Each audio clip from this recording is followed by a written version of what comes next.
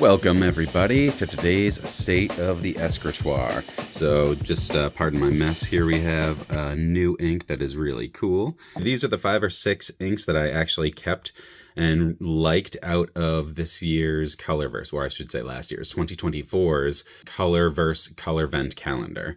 My favorite was Aquarius Whispers. It's a nice green, but I spilled a good chunk of it, unfortunately. So, but Pulsar Pulse was a great one. This one actually did get voted through, so that one will be available. Otherwise, we had 2 reds and then another blue that I liked. So here was an Altm pen made by Kas, I think. Let me zoom in so you can see. Super smooth writer. I loved the grip here, and it's cool that this acts as a kind of pseudo demonstrator because of the Altm kind of translucency. Converter underneath. One thing I will say, the threads, I just counter thread in because a lot of times like you get a miss thread right there, cross thread. That time it went fine. But anyway, threading in to the cap was a little bit, difficult with this. So every time I would thread in, I would always reverse counter thread in just like that, catch a thread and then twist. So something to note there. I wasn't a big fan of the clip, definitely stiff. So that was a cool pen that was in for review. Here is a Waterman Hemisphere. This pen was in for review. This pen I liked a lot. It was made in France, and the fit and finish very nice. So this definitely is a nice little piece here. The nib was a little bit smaller than I would have cared for, but that's kind of what you get at the price point. Steel nib as well. It was a very smooth writer, so this one was also a custom italic grind, which was extra cool. But this pen was very nice, a little bit more vintage styled, so not everybody's cup of tea styling wise. The clip was springy enough that you could use this, and I liked how it was a very deep carry. When you take it out of your pocket, it's a very luxurious luster to it. So they did a great job overall. Nice pen, can safely recommend. The next pen that was in for review was this Pelican Ino, I think it was.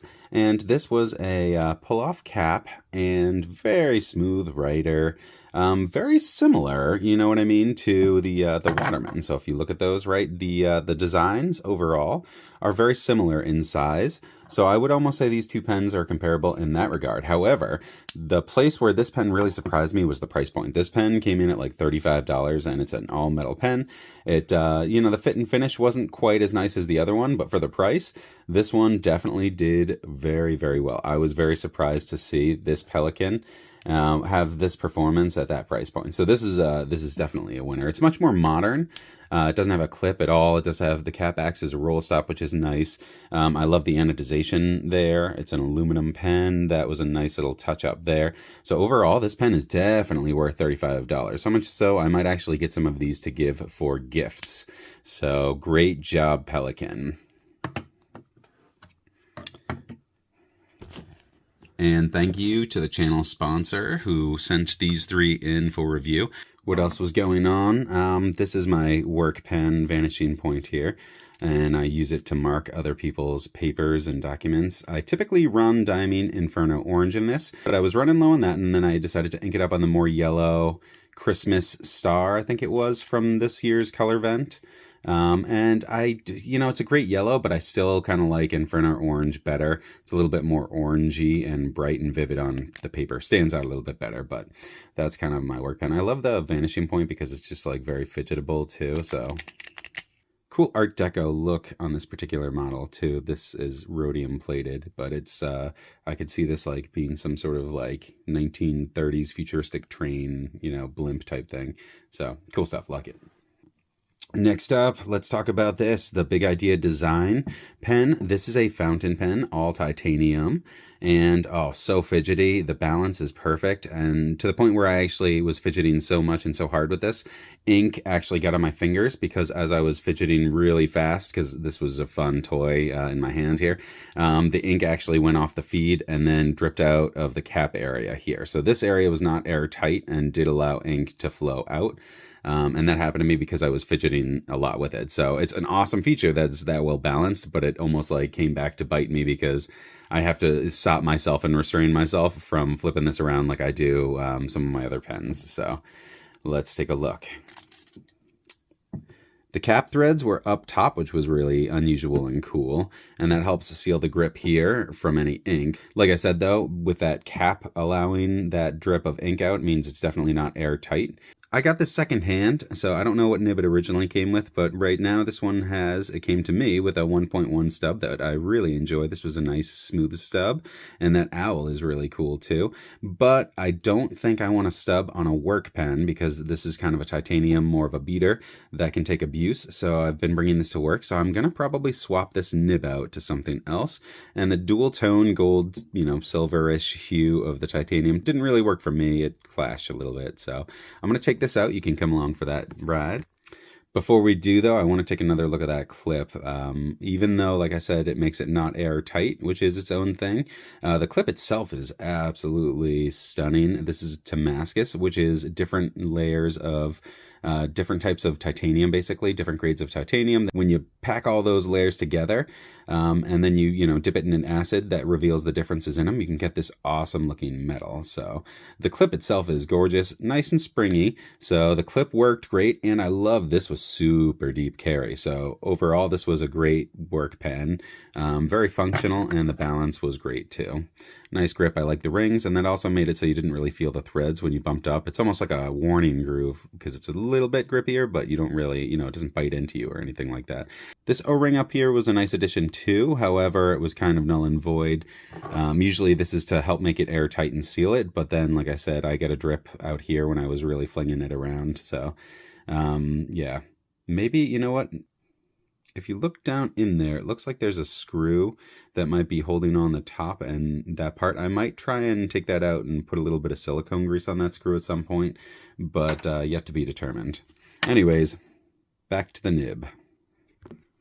All right, when you're fooling with nibs and such, you're going to want to kind of deconstruct your pen, get all the other parts out of the way. And then you can grip your section, grip the nib, and spin counterclockwise.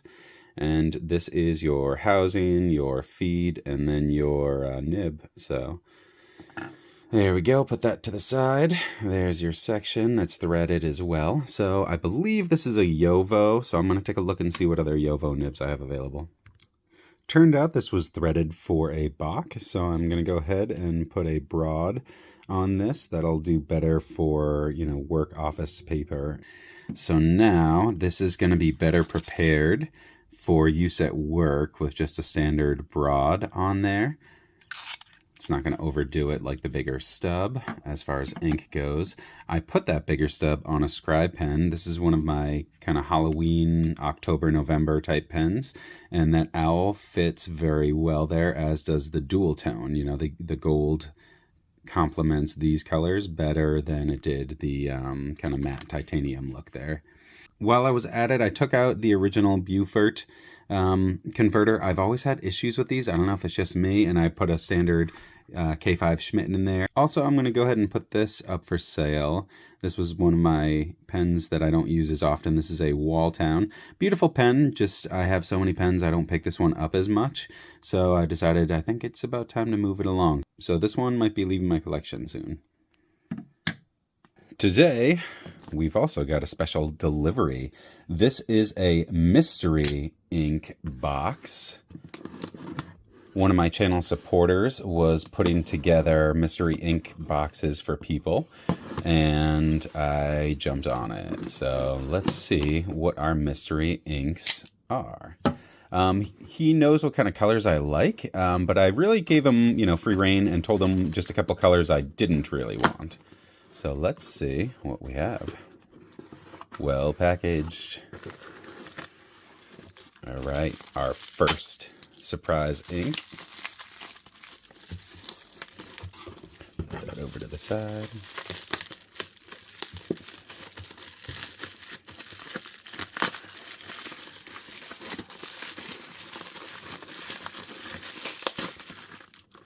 Is Lamy Blackberry. I think this is the one that I've tried before and I really, really liked. So I had a small sample. I think it was of this one, of Lamy Blackberry. So cool. This one had, if I remember, like a really nice sheen to it, and that'll be awesome to actually add in the collection. I looked at that at an ink show once, but picked something else up instead. Let me see if my memory actually serves, and that was the one I'm thinking of. Let's go back to our book here.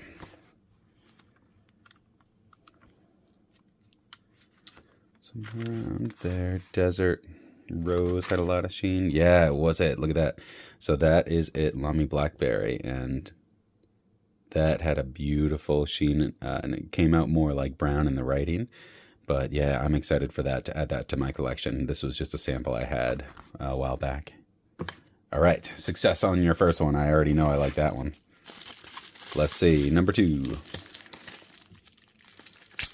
think I'm actually just gonna make this easier on myself.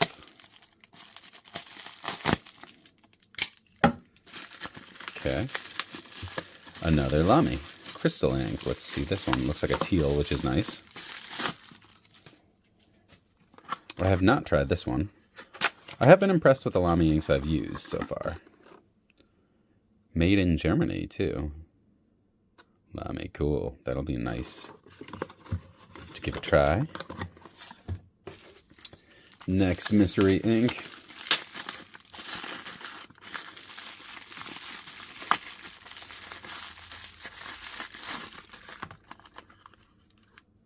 Vinta Say. Looks like kind of a teal with a little bit of shimmer. Like a dark teal. It's darker than it's coming out on camera.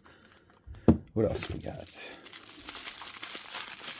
Robert Oster. Which one is this? Purple Sunset. We'll give that a go. Never used that. I've liked the Robert Osters I have bought in the past. This one had an eerie rattle. Sounded like glass on glass. Hope all is well. Ooh, it definitely sounds like glass on glass. It's unique. Made in Hungary. It's a type of blue, judging from that. But that might just be a sticker of sale or something. Huh.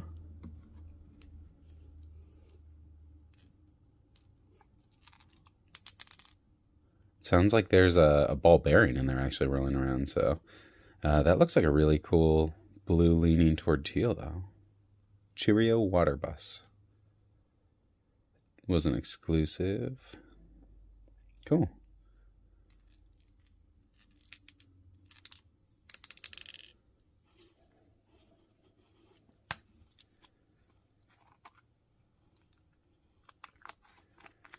Nice.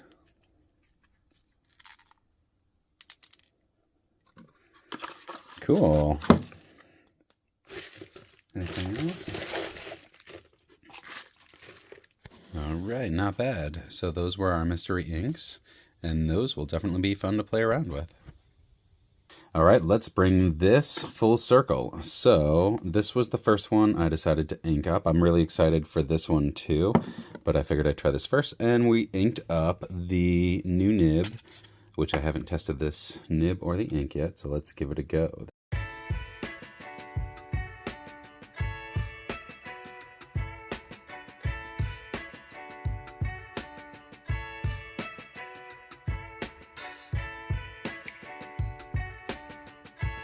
That clip will forever be a thing of beauty.